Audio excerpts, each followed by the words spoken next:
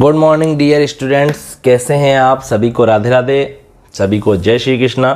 देखिए, आज हम पढ़ रहे हैं सिग्निफिकेंस ऑफ फर्टिलाइजेशन। और पढ़ने से पहले मैं आपसे कहना चाहता हूं, आप चैनल को सब्सक्राइब कीजिए, शेयर कीजिए, वीडियो को पूरा अंत तक देखिए। सब्सक्राइब करने से क्या होगा, मैं रोज़ ही तरह तरह के वीडियो लेकर आता रहता हूं साइंस से रिलेटेड, और ये बहुत ही इंपॉर्टेंट होते हैं। इनसे रिलेटेड क्वेश्चन तो जो हमारे जर्नल एग्जाम होते हैं उनमें भी आते हैं, और जो कंपटीशन एग्जाम होते हैं उनमें भी पूछे जाते हैं। तो बने रहिए मेरे साथ। आज हम पढ़ रहे हैं सिग्निफिकेंस ऑफ फर्टिलाइजेशन। निषेचन का हम पढ़ेंगे आज महत्व, कि भैया निषेचन का महत्व क्या है। देखिए आप, निषेचन के द्वारा द्वितीयक अंडाणु कोशिका, मतलब कि जो सेकेंडरी oocyte है का द्वितीयक परिपक्वन विभाजन होता है, मतलब सेकंड मैचुरेशन डिवीजन इसके अंदर होता है। सेकंड मैचुरेशन डिवीजन होता है। क्या होता है यहाँ पर?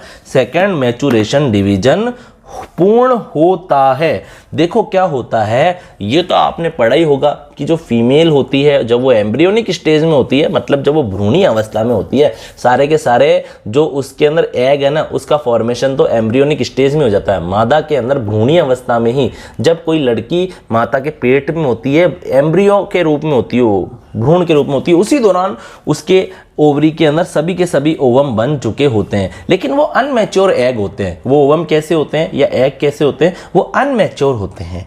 ठीक है, क्या होते हैं? अनमैच्योर होते हैं, और उनको कहते हैं सेकेंडरी oocyte। क्या कहते हैं उनको? सेकेंडरी oocyte कहते हैं। अब जब बच्ची जन्म ले लेती है, फिर बड़ी होती है, फिर क्या होता है? विवाह वगैरह होता है, फिर फर्टिलाइजेशन की क्रिया होती है, निषेचन की क्रिया होती है। अगर सेकेंडरी oocyte का निषेचन हो जाता है तो वो बन जाता है ओवम। आ रही है बात आपको समझ में? किस में कन्वर्ट हो जाता है? वो ओवम में कन्वर्ट हो जाता है, ओवम में बदल जाता है, मतलब अंडाणु बन जाता है उससे। ठीक है, तो इधर आप देखिए, निषेचन के द्वारा ही द्वितीयक अंडाणु अर्थात सेकेंडरी oocyte का सेकेंडरी मैचुरेशन डिवीजन होता है। ठीक है, मतलब अर्धसूत्री विभाजन या मियोसिस क्या हो जाता है यहाँ पर? मियोसिस सेकेंड हो पाता है, और मियोसिस सेकंड से क्या बन जाता है? ओवम बन जाता है। क्या बन जाता है? ओवम बन जाता है। क्योंकि अगर सेकेंडरी oocyte में फर्टिलाइजेशन नहीं होगा तो मियोसिस सेकंड भी नहीं होगा, और जो सेकेंडरी oocyte है वो 2-3 दिन बाद अपने आप नष्ट हो जाता है। ठीक है, उभय मिश्रण की क्रिया से निषेचित अंड में द्विगुणित अवस्था विकसित होती है। एम्फी मिक्सिंग क्या बोलते हैं? उभय मिश्रण को एम्फी मिक्सिंग। और एम्फी मिक्सिंग की क्रिया से जो निषेचित जो अंडा है, जो फर्टिलाइज्ड जो एग है, उसमें द्विगुणित अवस्था विकसित हो जाती है। मतलब कि बच्चों, अगर जैसे ही ओवम का फर्टिलाइजेशन हो जाता है ना, तो ओवम अब हैप्लॉइड नहीं रहता, बल्कि डिप्लॉइड हो जाता है, द्विगुणित हो जाता है। समझिए आप, ध्यानपूर्वक देखिए। जैसे देखिए, ये ओवम है, ठीक है, इसमें क्रोमोसोम है हाफ, 23 क्रोमोसोम है, मतलब एन है, ये अगुणित है, मतलब हैप्लॉइड है। अब स्पर्म आया इसके पास में, ठीक है, स्पर्म में भी 23 क्रोमोसोम है, मतलब ये भी हैप्लॉइड है, अगुणित है। अब दोनों जुड़ जाएंगे फर्टिलाइजेशन द्वारा, और यहाँ पर एक ऐसी सेल बन जाएगी जो 2n होगी, मतलब जिसमें 46 क्रोमोसोम पाए जाएंगे, जबकि यहाँ कितने थे? 23। तो ये 2n कहलाएगा। क्या कहलाएगा? ये 2n कहलाएगा। तो क्या बोल रहा है? उभय मिश्रण की क्रिया से फर्टिलाइज एग से एक क्या होती है? डिप्लॉइड स्टेज विकसित होती है। ठीक है, सुनिए और आगे। शुक्राणु का सेंट्रियोल अंडाणु में पहुंचकर निषेचित अंड को विदलन हेतु प्रेरित करता है। वेरी वेरी इंपॉर्टेंट बात। अपन ने क्या पढ़ा था कि कुछ प्राणी ऐसे होते हैं जिनमें शुक्राणु का केंद्रक और उसका सेंट्रियोल। देखो, शुक्राणु क्या है? शुक्राणु एक जंतु कोशिका ही तो है। शुक्राणु क्या है? एक जंतु कोशिका ही तो है।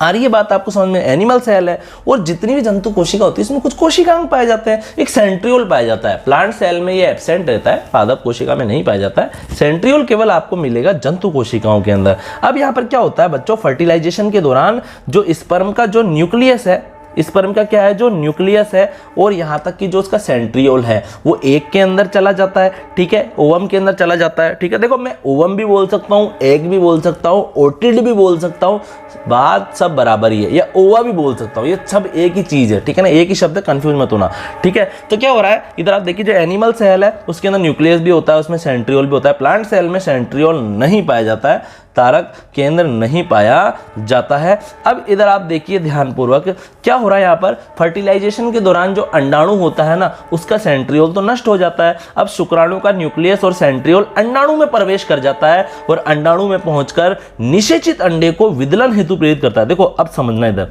देखो ये एग है, ये एग, ठीक है। अब इसके अंदर आ गया न्यूक्लियस भी आ गया, सेंट्रियोल आ गया, माना कि ये सेंट्रियोल आ गया, ये एक सेंट्रियोल है।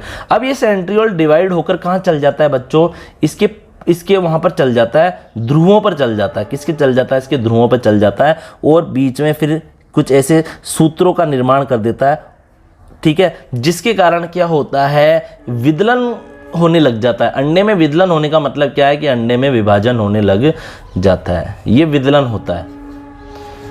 देखो जो जर्नल जो सेल होती है हमारी, ठीक है, जो सामान्य सेल होती है जैसे कि सोमेटिक सेल और जो कौन सी सेल है हमारी, जर्म सेल, सोमेटिक सेल और जर्म सेल, उसमें तो होता है सेल डिवीजन। लेकिन जायगोट में जो सेल डिवीजन होता है ना उसको सेल डिवीजन ना कह के क्या बोलते हैं, क्लीवेज हो गया या विदलन हो गया।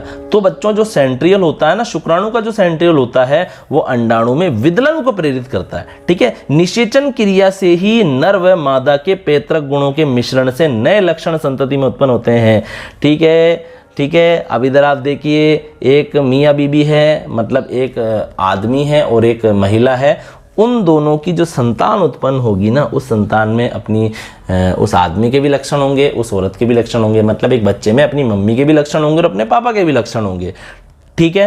क्योंकि क्या हुआ, क्योंकि निषेचन की क्रिया में नर व मादा के जो गुणसूत्र होते हैं वो आपस में जुड़ जाते हैं और इससे गुणसूत्रों का एक नया मिश्रण बनता है, जिससे क्या होता है, नए लक्षण भी उत्पन्न होते हैं। क्या उत्पन्न होते हैं, नए लक्षण भी उत्पन्न होते हैं, ठीक है। अंडे के परिधीय भाग में परिवर्तन होते हैं जिससे अन्य शुक्राणु अंड में प्रवेश नहीं कर पाते हैं।